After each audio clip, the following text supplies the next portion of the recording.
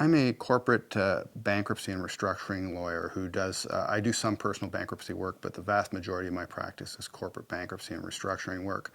I sit, I would say, 70 to 80% of the time in our Toronto office. However, I do spend a significant amount of time in our London, Ontario office, and I support both offices with restructuring and insolvency advice as needed.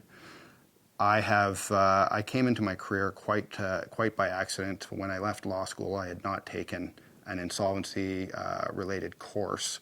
I had done some corporate courses, some litigation courses, and the standard courses that you're required to take in law school, but I had never really even turned my mind to bankruptcy and insolvency.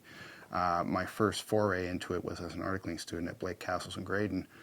And when I was there, I was actually hired back into that group. And as a young lawyer, you're happy to go where you're needed. So I was happy to join the group, even though I'd only spent 3 months articling in the area.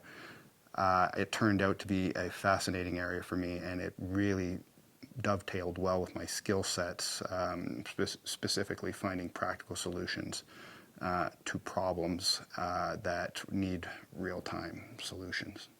The nature of corporate bankruptcy and restructuring work is practical in nature. There are large acts and certainly lots of case law to refer to, but often it's you're assisting a client in coming to a practical resolution of a problem. And I think my clients would say that that is where one of my strengths lie and what they value most in the advice that I'll give them is I'll know the law, but then I'll give them the practical solution on how to get there. I think that's invaluable, and I think it's a skill that is well suited for my area of practice.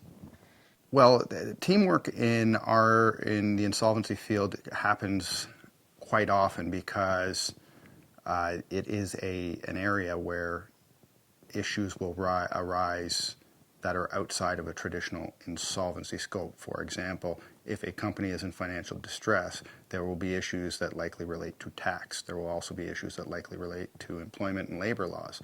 There may be issues relating to construction law. As a result, by definition, my practice often involves working with other people with specializations in other areas of law.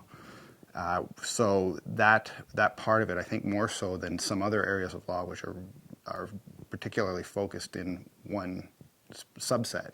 I really do work in a team, and my practice at Lerners is set up in a way where I am making use of all those areas. We do not have a 10-person insolvency group. We have a very small insolvency group which makes use of our corporate lawyers, of our real estate lawyers, of our litigators. And that is how, and for us, that means teamwork by definition. I'm currently sitting as our partner chair of our United Way campaign, and I felt that was very important to get involved with. I think often for many of us with busy lives and busy careers and busy family lives, we look at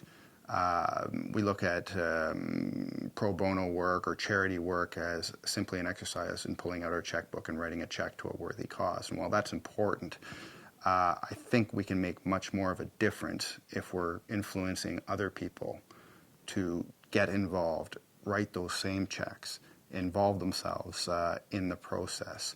I'll give an example. In this year's campaign, our firm has donated a free day off to staff as part of a raffle. In that raffle, we encouraged all the lawyers to buy tickets for that raffle for their assistants, which started an impromptu competition amongst certain lawyers to make sure they bought an appropriate number of raffle tickets for their assistant, which has turned out to be a great money maker.